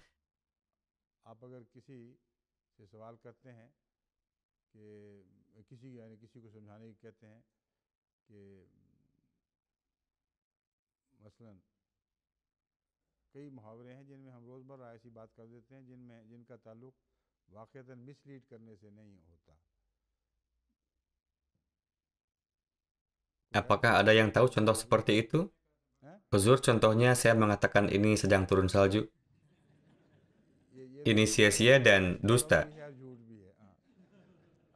Misalnya, seseorang dapat mengatakan dalam bahasa Urdu, "Uske sar par sing hai," yang berarti dia memiliki tanduk di kepalanya. Jika seseorang mengatakan ini, akankah orang yang mendengarkan ini benar-benar percaya bahwa orang itu memiliki tanduk di kepalanya? Hal ini dikatakan untuk menarik perhatian seseorang terhadap hal bodoh yang mungkin dikatakan orang tersebut, dan sesuatu yang dikaitkan kepada orang tersebut yang sebenarnya tidak dimiliki oleh orang tersebut atau orang pada umumnya. Atau seseorang dapat mengatakan, "Fulan syaks dum challa hai." Sekarang dum challa mengacu pada challa atau cincin yang dipasang pada dum atau ekor. Sekarang, itu jelas bertentangan dengan kenyataan. Manusia tidak memiliki ekor dan manusia juga tidak bisa menjadi cincin dan terikat pada ekor seseorang. Tetapi ketika Anda mengatakan dum challa, tidak ada sedikit pun unsur penipuan dalam hal ini, karena orang yang mengatakan ini tidak memiliki niat apapun agar orang yang mendengar ini berpikir bahwa dia telah menjadi sebuah cincin dan telah terikat pada ekor orang lain. Orang lain tidak memiliki ekor. Begitu juga seseorang tidak bisa menjadi sebuah cincin. Jadi, apa arti dari dum challa? Kalimat itu merujuk pada orang yang memiliki kemiripan dengan cincin, terkait pada ekor dan selalu bersama orang lain. Artinya, Anda selalu mengikuti seseorang dan tidak memikirkan hal-hal tersebut secara mandiri, dan tidak membuat keputusan sendiri. Sebagaimana sebuah cincin tidak memiliki pilihan dan kendali saat diikatkan pada ekor. Dengan cara yang sama juga, Anda tidak berdaya karena Anda setuju dengan semua yang dikatakan orang lain. Jadi ini adalah contoh yang ada dalam pikiran saya, yaitu apapun yang dikatakan mungkin tampak seperti kebohongan, namun sebenarnya tidak ada unsur penipuan di dalamnya. Jadi, sihir atau sulap merupakan dusta ketika ia mengandung unsur penipuan dan itu adalah jenis sihir yang dilarang. Jadi, Anda boleh melihat tontonan di televisi atau pertunjukan boleh dipertontonkan kepada anak-anak di rumah untuk sekedar hiburan. Jangan disalahartikan sebagai sihir. Kata sihir mengandung makna penipuan, dan itulah sebabnya ketika orang melontarkan tuduhan terhadap para nabi, mereka selalu disebut sebagai sahir atau tukang sihir dalam pengertian ini. Mereka tidak disebut sebagai sahir dalam arti bahwa mereka akan menampilkan pertunjukan sulap. Mereka disebut sebagai sahir dalam arti bahwa apapun yang mereka katakan adalah palsu dan mereka memberikan kesan palsu pada Anda. Tidak ada jenis Tuhan yang ia bicarakan, dan keajaiban-keajaiban yang Anda lihat ini juga bukanlah keajaiban yang asli. Hal-hal ini adalah kebetulan-kebetulan dan peristiwa-peristiwa tidak disengaja. Ketika saya mengeluarkan tantangan mubahalah atau adu doa, salah satu hal yang telah disampaikan para ulama dengan begitu gaduh sebagai respon terhadap hal itu adalah bahwa kematian Zia-ul Haq adalah sebuah kebetulan, dan itu bukanlah suatu keajaiban atau suatu tanda. Itulah sebabnya mukjizat yang dimanifestasikan oleh para nabi atau peristiwa-peristiwa yang terjadi sesuai dengan nubuatan yang disampaikan oleh para nabi berdasarkan pengetahuan dan wawasan yang diberikan kepada mereka oleh Allah Ta'ala, orang-orang menyebutnya sebagai sihir. Dan dengan ini mereka menyimpulkan bahwa itu adalah sebuah kebohongan, atau itu hanya suatu kebetulan, dan apapun yang telah dikatakan tidak ada hubungannya dengan kenyataan. Sekarang saya ingin menyinggung bagaimana mereka menyebut kematian Ziaul Haq sebagai suatu kebetulan. Pertanyaan yang muncul adalah, apa yang terjadi pada Shah Faisal? Ada 3 orang yang telah memainkan peran penting dalam menyatakan Jemaat Ahmadiyah sebagai non-Muslim, dan di antara yang lebih kuat dengan kuasa yang lebih tegas memainkan peran ini pada tingkatan yang lebih tinggi lagi, Faisal memiliki kekuasaan yang paling besar. Karena selama dia tidak menyetujui hal ini atau tidak memberikan jaminan atas dukungan terhadap hal ini, Pakistan tidak akan berada dalam posisi untuk membuat keputusan seperti itu. Karena itu, Tuan Bhutto meminta persetujuan penuh dan sinyal hijau dari Faisal. Dia menegaskan, apakah semua baik-baik saja? Apakah Anda sepenuhnya setuju dengan kami dalam hal ini? Dan apakah Anda akan mendukung kami? Kemudian mereka melanjutkan rencana mereka. Selanjutnya Tuan Bhutto membuat keputusan sebuah masalah yang berumur 90 tahun. Dan sekarang belenggu berumur 90 tahun atau permasalahan berumur 90 hari inilah yang menggantung di sekitar leher Pakistan dan yang tidak bisa dipisahkan. Dan mereka berulang kali menggunakan angka 90 untuk memberikan penekanan pada hal ini. Kemudian masa Ziaul Haq juga berlalu. Bagi mereka bertiga, mati dengan kematian yang tidak wajar dan mati dengan cara orang-orang bahkan tidak bisa mengerti, apakah semua ini hanya kebetulan? Inilah pertanyaan yang muncul. Sihir adalah sesuatu yang tidak benar dan didasarkan pada kepalsuan. Dalam kasus kita ini, peristiwa yang sebenarnya digambarkan sebagai sesuatu yang salah, inilah yang dilakukan oleh orang-orang. Ini bukan sihir atau magic dari pihak kita. Orang-orang dapat melihat bahwa peristiwa-peristiwa tersebut telah terjadi, namun mereka tetap memberikan penjelasan yang berbeda untuk itu. Lalu ada kejadian keempat yang terjadi di Inggris. Tepat setelah itu, ada seorang ulama bernama Mahmud Mirpuri Sahib. Lihatlah bagaimana dia meninggal. Sebelum kematiannya, dia menerima tantangan mubahalah. Saudara kita Sayyid Nasir Shah Sahib sangat tertarik dengan hal-hal ini. Dia benar-benar menelepon asisten Mahmud Mirpuri atau siapapun yang berwenang setelahnya, dan beliau bertanya kepadanya bahwa saya telah mendengar bahwa Mahmud Mirpuri Sahib telah menerima mubahalah atau duel doa. Apakah ini benar atau salah? Pria itu berkata, ya, ini benar. Dia telah menerima tantangan mubahalah. Dan kemudian beberapa hari setelah itu, dia meninggal dalam kecelakaan mobil, dan orang-orang yang datang untuk berduka cita juga kehilangan nyawanya. Ada sejumlah besar orang yang terluka atau yang meninggal, dan ada banyak kegemparan dan tangisan tentang hal itu. Kita juga bersyukur bahwa ada rekaman percakapan tersebut. Kalau tidak, nanti orang-orang akan mengingkarinya. Ada rekaman percakapan dengan suaranya sendiri. Jadi saya menjelaskan bahwa ada perbedaan yang mencolok antara sihir atau magic dan mukjizat yang dimanifestasikan oleh Allah Ta'ala. Sihir adalah kejadian-kejadian tidak sengaja atau kebetulan yang tidak memiliki dasar pijakan yang kuat. Sedangkan tanda-tanda yang dimanifestasikan oleh Allah Ta'ala didasarkan pada fakta-fakta yang meyakinkan dan tidak dapat dianggap palsu. Sekarang bagaimana mungkin semua kebetulan ini bisa terjadi bersama? Begitu saja. Lalu Tuhan macam apakah Allah Ta'ala yang ada di zaman ini? Jika Ahmadiyah tidak benar, maka hendaknya mereka lah yang mujahidin atau para pejuang terbesar di zaman ini. Daftar pejuang tersebut dimulai dengan orang-orang seperti Amir Faisal dan diakhiri dengan Ziaul Haq atau para ulama yang menerima tantangan mubahalah. Akankah Tuhan memperlakukan mereka seperti ini? Kami belum pernah membaca dimanapun di dalam Al-Quran atau dalam sejarah agama lain manapun bahwa Tuhan akan menghancurkan, mempermalukan, dan menghinakan orang-orang yang menentang kepalsuan demi mendukung Tuhan dan agamanya dengan cara ini. Mereka tidak memiliki mata untuk melihat. Masih ada waktu. Bukalah matamu dan kenalilah kebenaran. Saya ingin lebih lanjut menyebutkan bahwa sekarang sehubungan dengan tantangan mubahalah kedua, saya dengan jelas menyebutkan bahwa jenis mubahalah yang Anda bicarakan hanyalah dalil dan sarana untuk mencari cara untuk mundur semata. Saya beritahu Anda tentang cara yang jauh lebih mudah, dan itu adalah dengan memohon laknat atas si pembohong. Artikel saya telah diterbitkan, namun Anda terus mengulangi hal yang sama secara berulang-ulang dan terus melontarkan tuduhan terhadap jemaat. Jika Anda juga melaknat pembohong menurut pandangan Anda, maka itu dianggap terjadi mubahalah. Kami juga memohon laknat untuk para pendusta. Semua jemaat di dunia dalam naungan Jemaat Ahmadiyah mengatakan la'natullahi 'alal kadzibin. Kemudian perhatikanlah sebagai dukungan terhadap pihak siapa keputusan Allah Ta'ala telah ditetapkan. Dan untuk melawan pihak siapakah keputusan Allah Ta'ala yang lain ditetapkannya. Ini adalah perkara yang sedang berlangsung. Tidak perlu berkumpul secara fisik. Jika ada seseorang di ujung dunia manapun yang berpikir bahwa mereka dapat melawan takdir Allah Ta'ala dan bahwa Allah pasti akan mendukung orang-orang yang benar dan akan menampakkan kemurkaannya terhadap orang-orang yang salah, maka mereka harus maju tanpa rasa takut dan ucapkanlah la'natullahi 'alal kadzibin. Artinya, mereka harus mengutuk siapapun di antara kita yang pendusta. Jika mereka yakin bahwa mereka bukan pembohong, maka kutukan ini tidak akan memberikan pengaruh apapun pada mereka sama sekali. Bahaya atau ketakutan apa yang dimiliki oleh orang-orang seperti itu dalam mengatakan la'natullahi 'alal kadzibin? Oleh karena itu, saya tegaskan sekali lagi di sini bahwa siapapun yang ingin menggunakan metode la'natullahi 'alal kadzibin, mereka harus melakukannya dengan memperhatikan syarat-syarat ini dan mencari sendiri apapun tuduhan-tuduhan palsu yang dilemparkan para ulama terhadap Jemaat Ahmadiyah yang dengan jelas telah saya sangkal sebagai perwakilan dari jemaat dan yang telah saya bantah berdasarkan tulisan dari Hadrat Masih Maud alaihi salam.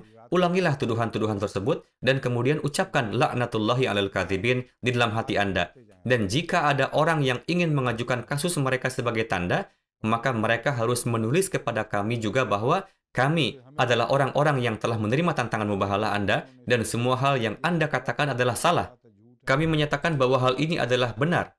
Dengan cara seperti ini, masalah ini dapat dengan mudah diselesaikan dan tidak perlu untuk pergi ke setiap negara dan melakukan mubahalah secara terpisah dengan semua perwakilan negara-negara tersebut.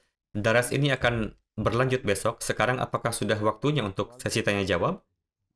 Kita akan melanjutkan pembahasan tentang 7 dosa besar dalam daras berikutnya, insya Allah. Baiklah, sekarang kita akan mengadakan sesi tanya-jawab. Ya, Abdul Rashid Sahib, apa yang ingin Anda tanyakan?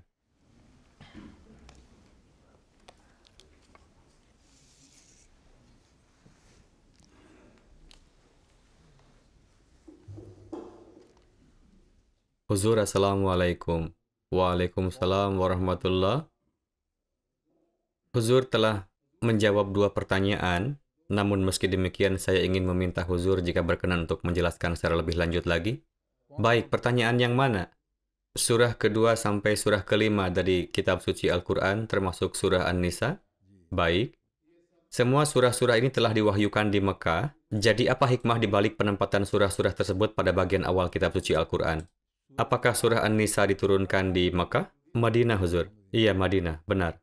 Surah-surah ini telah diwahyukan di Madinah.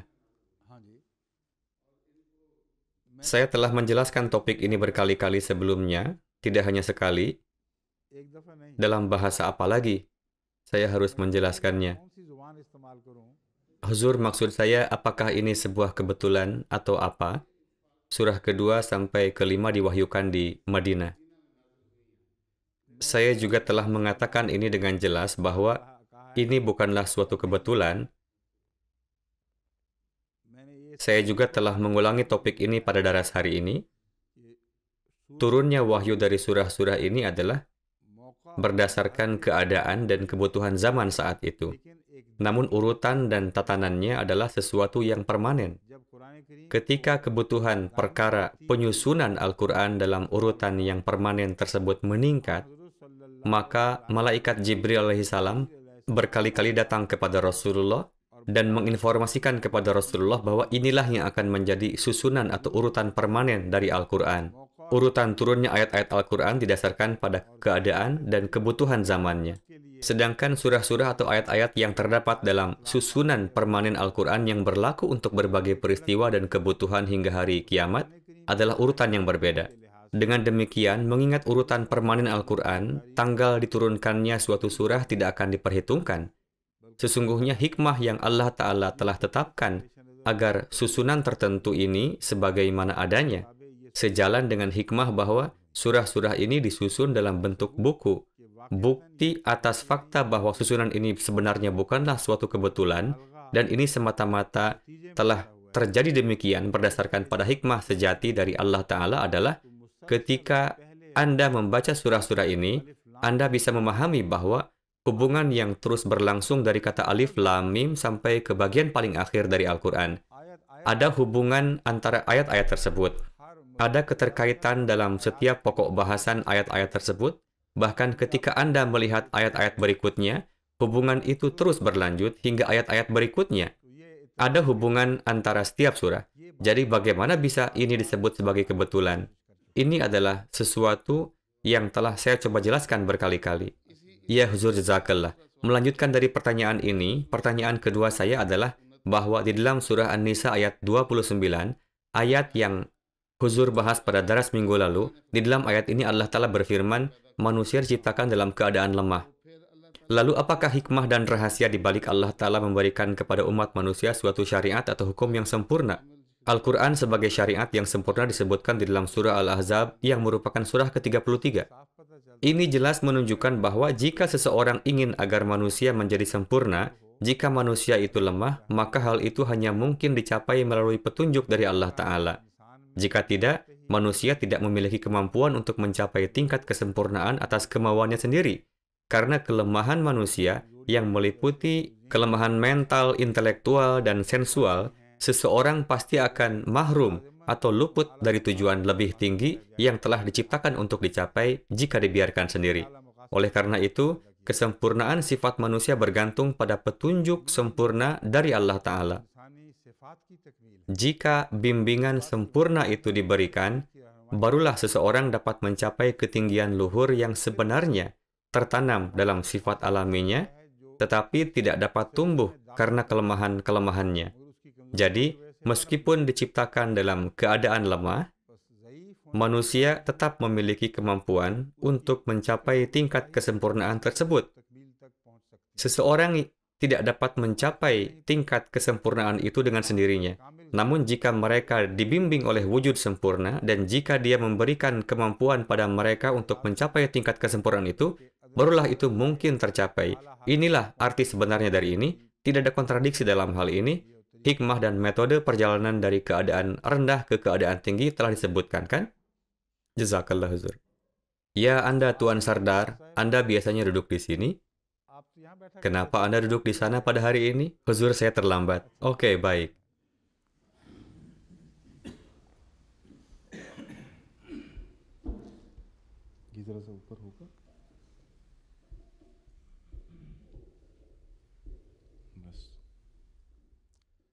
Apakah perlu untuk menaikkan mic-mic yang lainnya? Baik. Assalamualaikum warahmatullahi wabarakatuh. Waalaikumsalam warahmatullahi wabarakatuh. Huzur tengah membahas tentang subjek pernikahan mut'ah ketika membahas surah An-Nisa dan menjelaskannya dengan sangat rinci berdasarkan dalil dari Al-Quran, sunnah, dan hadis, dan Huzur dengan tegas membuktikan bahwa praktek ini adalah haram, tidak sah. Saya tidak punya pertanyaan, tapi saya ingin memberitahu Huzur sesuatu yang berhubungan dengan Pakistan. Beberapa tahun yang lalu, ulama mengangkat suatu protes untuk menutup rumah-rumah pelacuran dan menuntut penangkapan para pelacur.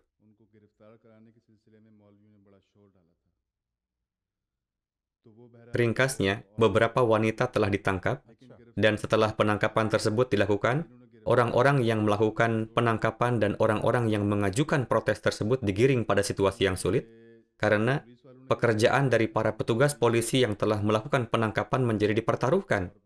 Singkat cerita, dalam seluruh peristiwa ini, satu-satunya alasan para wanita itu dibebaskan adalah karena mereka mengikuti akidah Syiah. Dan dalam akidah Syiah, bahkan sekarang di Pakistan, siapapun wanita yang bekerja di rumah-rumah bordir, maka dia harus menjadi seorang Muslim Syiah.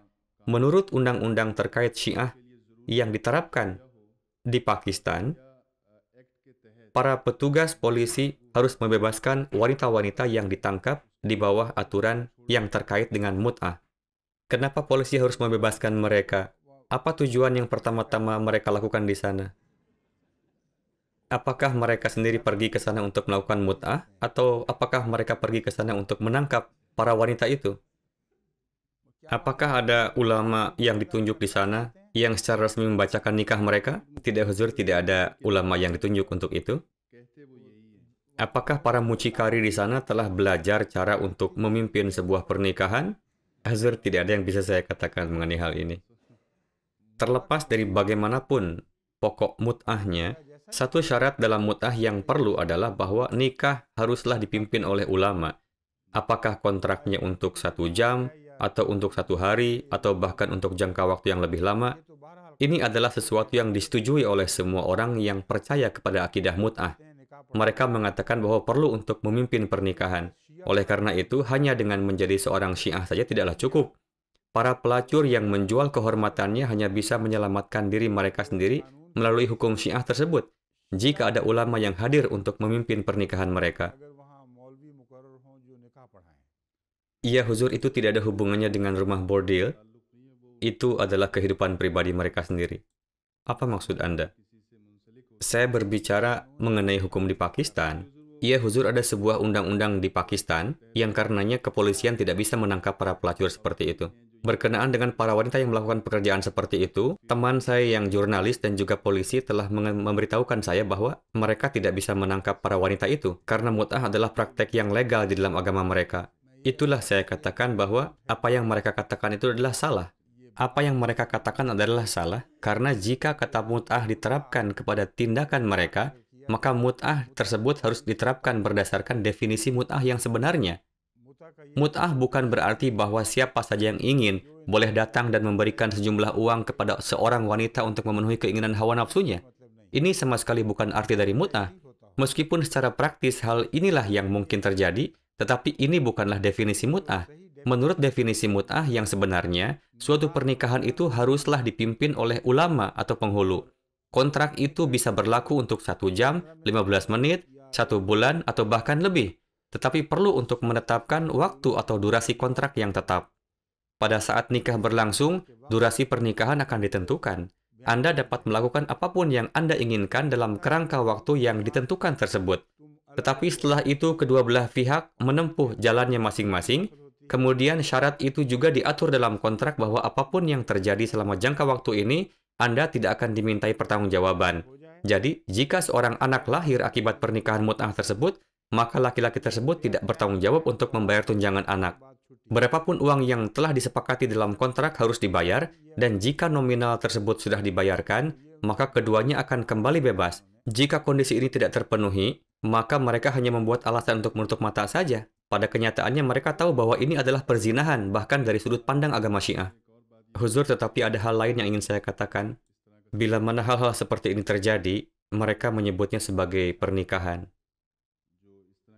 Baiklah, silahkan duduk. Dan kemudian saya akan menjelaskan. Baik mereka menyebutnya pernikahan atau yang lainnya, tetapi ketika kita berbicara tentang Syiah, maka kita harus berbicara tentang mereka dari sudut pandang mereka sendiri.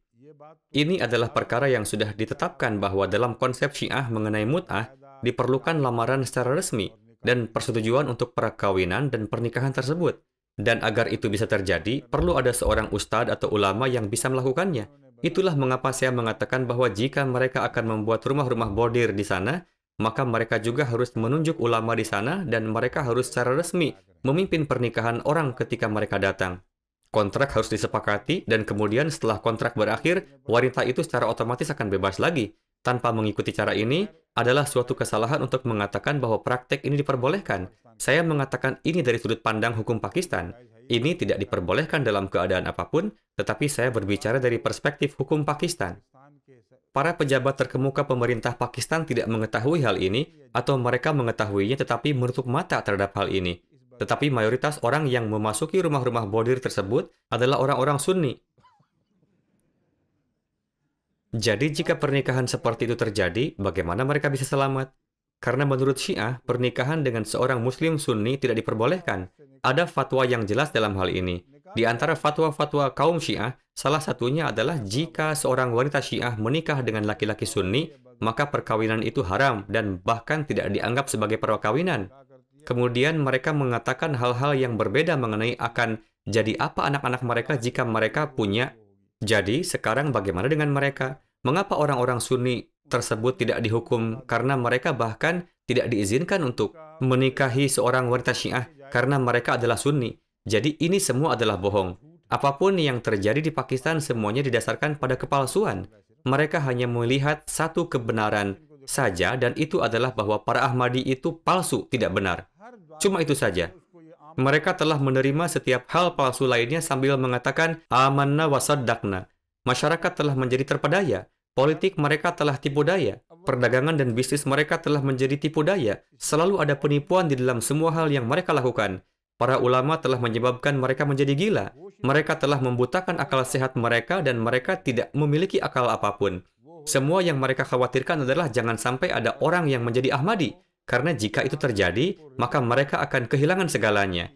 Tidak seorang pun boleh menjadi Ahmadi. Selain itu, mereka dapat mengobrak-abrik agama Islam. Mereka dapat melanggar setiap perintah Islam, mereka dapat memberontak terhadap Islam, dan menyebarkan penipuan serta kekotoran di seluruh masyarakat mereka, dan itu semua diperbolehkan. Sekarang mereka telah sampai pada tahap di mana fatwa-fatwa atau vonis dikeluarkan sebagaimana yang saya sebutkan sebelumnya. Ada sebuah fatwa yang dikeluarkan oleh Arab Saudi bahwa untuk melindungi generasi muda dari perzinahan, maka kita beri nama lagi bagi perzinahan ini sebagaimana yang telah dilakukan Syiah. Kita akan menyebutnya perkawinan atau pernikahan sementara. Sekarang, dasar kebenaran apalagi yang tersisa untuk menghukum seseorang dengan cambukan karena tindakan perzinahan? Orang-orang yang mereka hukum dengan cambukan, apa bedanya antara perbuatan mereka dan perbuatan ini selain dari fakta bahwa mungkin orang-orang yang dihukum dengan cambukan hanyalah orang-orang yang keduanya melakukan perbuatan tersebut atas persetujuan bersama, yang sebenarnya merupakan asas dasar perkawinan. Jadi prinsip dasar pernikahan ditemukan di sana. Membayar uang untuk sementara menggunakan seseorang dan menodai kehormatan mereka adalah benar. Akan tetapi untuk memiliki hubungan atas dasar persetujuan atau kehendak bersama adalah tidak benar. Semua ini adalah keadaan yang benar-benar kacau. Tidak ada rasa kehormatan yang tersisa dalam masyarakat yang seperti ini, di mana alasan semacam ini dibuat karena para pemuda telah memutuskan bahwa mereka akan menjadi bejat atau rusak apapun yang terjadi, karena mereka bersikeras untuk hidup di luar batasan hukum Islam, atau karena mereka pada kenyataannya telah melakukan ini. Jadi mengapa kita tidak cabut saja batasan-batasan ini? Inilah pertanyaan yang diajukan orang-orang sekarang. Merekalah yang mencabut batasan yang Allah telah tetapkan dan mereka jugalah yang membuat berbagai alasan. इस दर्स में आई हैं, ये अजीब इत्तेफाक हुआ है कि ये सारी बातें इस वक्त हमें इर्द गिर्द दिखाई देने लग गई हैं। मुता की बहसें उठाई गई थीं, अब हमें क्या पता था कि ये इस दौर में मुता ही को हलाल करार देने की कोशिश की जाएंगी। बहन भाई के जो मुहर्रमात की बातें थीं कि बहनों को भाई से रिश्ता नाजायज़ है, उसको भी अब ये हलाल कर बैठे हैं। चुनांचे एक ये खबर भी है, मिस्री तारीख में पहली बार बहन भाई की शादी जायज़ करार दे दी गई है। किस तरफ से? जामे अजहर की तरफ से, हैं? जामे अजहर की तरफ से। और ये जो खबर है ये मुसद्दक़ा खबर है, ये कोई किस्से कहानी नहीं। बहन भाई इन मानो एक ऐसी बेहुदा बात है कि आदमी हैरान हो जाता है कि उलमा की अक्लें इस हद तक मसख हो चुकी हैं। एक शख्स ने अपनी माँ की उस बेटी से शादी की जिसके मुतल्लिक उसने ये दावा किया कि ये हरामजादी थी, यानी मेरे बाप की औलाद नहीं थी, मेरी माँ फाहिशा थी। अब ये इसने कहाँ देखा, कौन से गवाह आए कि वाक़यतन ये किसी और की नस्ल से था और अपनी बहन से शादी कर ली जो अपनी माँ के पेट से पैदा हुई है। और उस पर अदालत में जब उसके ख़िलाफ़ हद लगाने का मुकदमा हुआ तो अदालत ने ये मसला जामे अज़हर की तरफ भेज दिया कि आप ये दीनी मामला है, आप फतवा दें। उनकी तरफ से फतवा आया है कि इमाम शाफ़ी के नज़दीक बिल्कुल जायज़ बात है। अब इमाम शाफ़ी पे इल्ज़ाम लगाया उन्होंने, ये क्या हरकत की अल्लाह बेहतर जानता है, मगर ये फतवा अब राइज हो गया है कि अगर किसी की माँ ज़ानिया हो और उसके बतन से बेटी पैदा हुई हो या बेटा पैदा हुआ हो, दोनों सूरतों में वो चूँकि किसी और का है, उसका शरई तौर पर अपने बाप की तरफ मंसूब होने का हक़ नहीं है। इसलिए इस किस्म की एक ही माँ जाए उसे और माँ जाइयों से आपस में शादी जायज़ है। ये हाल कर बैठे हैं ये इस्लाम का। हज़रत मसीह मौऊद अलैहिस्सलाम से जो आसमान से रोशनी लेकर आए हैं, जो अल्लाह की हदायत के मुताबिक हदायत देते हैं, तभी महदी कहलाते हैं, खुदा के नज़दीक महदी मुकर्रर हुए। उनसे हटने की सज़ाएँ हैं। अब जो मर्ज़ी कर लें, ये हदायत से दूर होते चले जाएंगे दिन ब दिन, क्योंकि आसमानी हदायत से अपना ताल्लुक़ काट बैठे हैं। बहुत ही दर्दनाक और ख़ौफनाक ख़बर है ये जो मैं बयान कर रहा हूँ। जामिया अज़हर से फतवा जारी हो रहा है कि बहन भाइयों की शादी जायज़ है।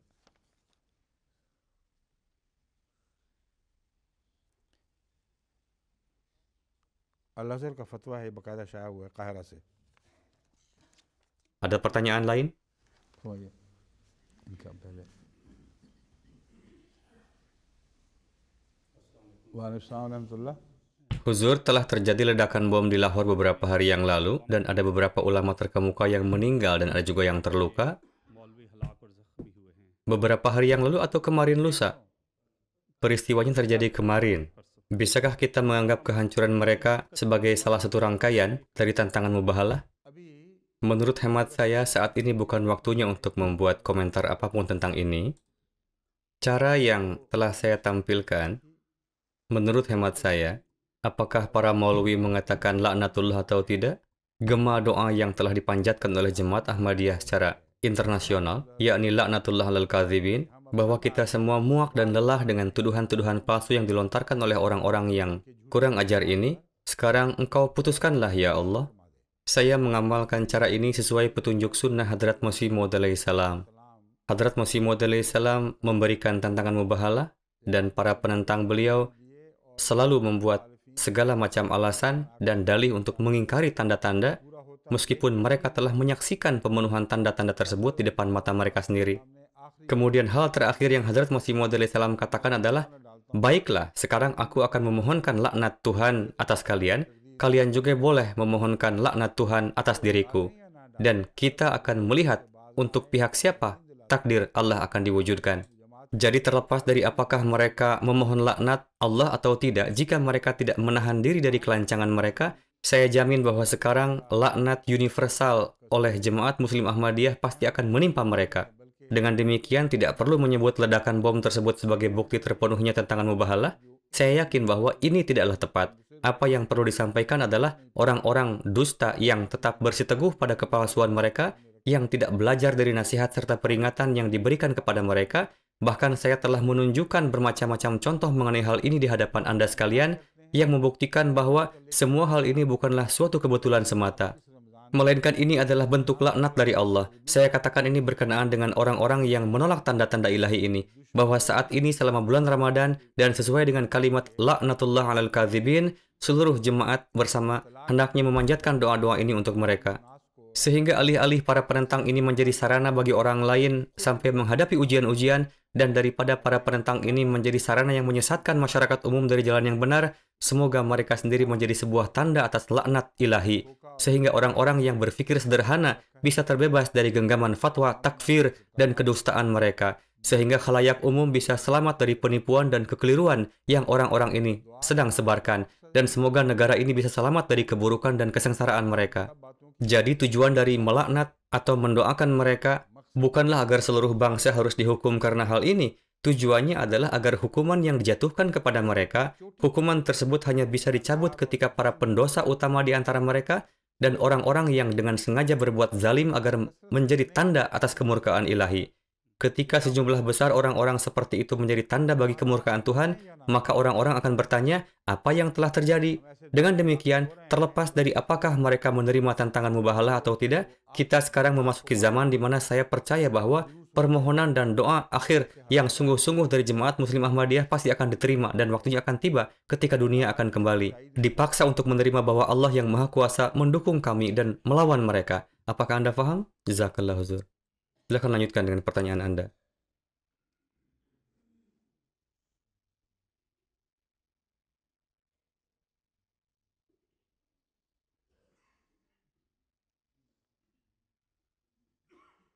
Assalamualaikum. Huzur, hari ini telah dibahas mengenai sihir Tolong Anda maju sedikit ke mic. Huzur, saya telah membaca dalam Sahih Bukhari bahwa diriwayatkan oleh Hadrat Aisyah bahwa suatu kali ada seseorang yang berusaha mempengaruhi Rasulullah SAW dengan sihirnya. Saya telah menjelaskan hal ini secara lengkap dalam salah satu daras saya sebelumnya, atau mungkin dalam sesi tanya-jawab. Saya telah menjelaskan secara eksplisit bahwa Rasulullah SAW telah diberitahu oleh Allah Ta'ala tentang realitas atau hakikat sesuatu yang disebut sebagai sihir tersebut. Sihir itu juga hanyalah tipuan semata. Hal ini memberikan satu kesan kepada dunia bahwa penyakit lupa yang melanda Rasulullah SAW adalah akibat sihir mereka atau para penentang.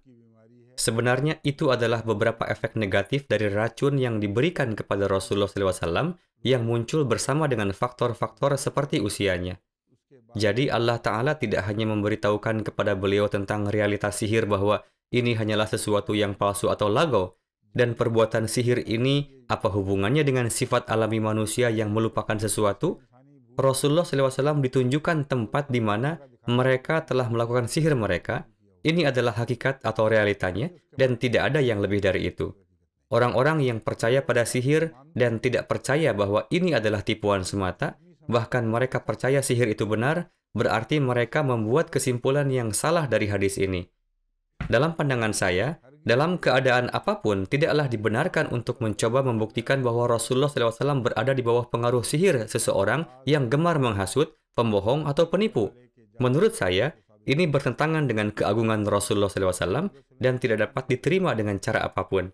Di banyak tempat dalam Al-Quran, Allah Ta'ala telah memberikan janji tentang kehormatan atau kesucian sempurna Rasulullah SAW. Allah Ta'ala berfirman bahwa tidak mungkin dalam bentuk apapun suatu syaitan turun pada Rasulullah SAW. Wujud ini, yakni Rasulullah, telah dilindungi dari mereka. Jadi bagaimana mungkin hal-hal jahat seperti itu dapat mempengaruhi Rasulullah? Oleh karena itu, ungkapan sihir ini tampaknya telah menyesatkan beberapa orang, dan sebagai akibatnya, beberapa mufassir telah menjelaskan beberapa hal-hal yang menimbulkan pemikiran-pemikiran yang salah menjadi lazim di antara umat untuk selamanya. Pemikiran-pemikiran yang tidak benar dan malah menjadi penghinaan terhadap wujud Rasulullah SAW. Anda paham? Sekarang saya sedang tidak membahas topik ini lebih detail lagi, saya hanya menyebutkan secara singkat hal-hal yang telah saya jelaskan dan bahwa saya telah membuktikan hal-hal ini berdasarkan hadis dan peristiwa lainnya. Oke? Jazakumullah huzur.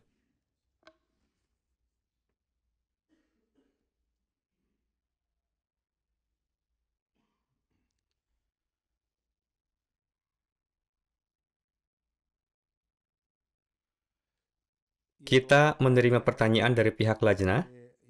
Mereka bertanya bahwa dalam daras yang kemarin, Huzur menyebutkan berdasarkan ayat Al-Quran bahwa gunung-gunung dan bumi menolak untuk memikul amanah yang dianugerahkan oleh Allah Ta'ala kepada manusia. Ayatnya berbunyi, Inna aradnal amanata 'ala samawati wal ardi wal jibali. Inna aradnal amanata 'ala samawati wal ardi wal jibali fa abayna ay yahmilnaha wa ashfaqna minha wa hamalaha al insan innahu kana zaluman jahula. Berdasarkan ayat inilah pertanyaan ini diajukan.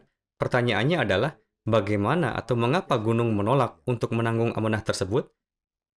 Bukankah pertanyaan ini hendaknya dimulai dari kata langit? Mengapa langit menolak untuk menanggung amanah ini? Jadi, jika Allah Ta'ala memberikan amanah kepada langit dan langit menolak, apa artinya ini? Dan pertama, langit menolak, lalu kemudian bumi pun menolak. Jadi, bagaimana langit bisa menolak hal seperti itu? Sebenarnya, arti dari hal ini adalah bahwa kata langit mengacu pada kekuatan-kekuatan agama, sedangkan maksud dari kata bumi adalah kekuatan-kekuatan duniawi. Selain Rasulullah SAW, tidak ada pemimpin agama atau kekuatan agama atau suatu kelompok agama yang memiliki kemampuan untuk memenuhi hak-hak Al-Quran jika diturunkan kepada mereka. Dari segi kekuatan dan kemampuan, maksud dari kata gunung adalah orang-orang yang memiliki kekuatan luar biasa. Kata ini mengacu pada orang-orang yang kekuatannya mirip dengan gunung yang tinggi. Jadi inilah arti dari ayat ini. Kalau tidak, ayat ini tidak dapat diterjemahkan atau difahami dalam arti harfiahnya. Langit mengacu pada kekuatan agama, bumi mengacu pada kekuatan duniawi, dan gunung mengacu pada kekuatan yang luar biasa, menakutkan dan sangat kuat. Semua hal ini telah disebutkan karena kemampuan yang dibutuhkan Al-Quran dalam diri manusia tidak dapat ditemukan pada siapapun selain Nabi suci Muhammad sallallahu alaihi wasallam. Wa hamalahal insan, al-insan mengacu pada insan kamil, yaitu manusia yang sempurna. Jadi, jika Allah harus menurunkan atau mewahyukan Al-Quran ini kepada siapapun, dan jika orang-orang lain menolak untuk menerima amanah tersebut, maka keberatan yang akan muncul adalah mengapa dia menginginkan untuk menurunkannya, yakni amanah itu. Allah yang Maha Kuasa, yang bahkan tidak mengetahui bahwa amanah yang telah dia percayakan kepada seseorang itu sebenarnya berada di luar batas kemampuannya. Tuhan macam apakah itu? Jawaban atas keberatan tersebut ada dalam kata al-insan, artinya waktu untuk pewahyuan atau penurunan Al-Quran tersebut belum tiba, dan oleh karena itulah tidak diturunkan sebelumnya. Agama-agama sebelumnya yang mewakili kata langit tidak memiliki kemampuan untuk memahami ajaran sempurna Al-Quran, dan karena itulah tidak diturunkan sebelumnya. Orang-orang di dunia secara keseluruhan tidak diberikan ajaran yang luar biasa ini, karena mereka tidak memiliki kemampuan untuk menanggungnya. Dari sudut pandang sejarah, kemajuan yang telah dicapai manusia dan bagaimana konsep universalitas umat manusia muncul, hal-hal ini belum terjadi sampai terciptanya sang manusia sempurna, yaitu Nabi suci Muhammad SAW. Kemudian melalui beliau, era itu menyingsing bagi umat manusia, era di mana ajaran Al-Quran dapat diikuti dan tanggung jawab yang terdapat di dalamnya dapat dipenuhi. Inilah makna dari kalimat wahamal hal insan. Dengan kedatangan Rasulullah SAW telah dimulai sebuah era perubahan yang baru, di mana semua kemampuan yang tersembunyi di dalam diri manusia yang apabila diperkuat akan mampu manusia memasuki fase kehidupan baru yang lebih besar dengan tujuan untuk menzahirkan kemuliaan dan keagungan Allah Ta'ala. Kemampuan-kemampuan ini hanya dapat terjadi melalui Nabi suci Muhammad SAW. Ini pertanyaannya, bukan? Apakah ini pertanyaan terakhir? Apakah waktu kita sudah habis sekarang? Baiklah. Assalamualaikum. Sisanya kita bahas besok insya Allah.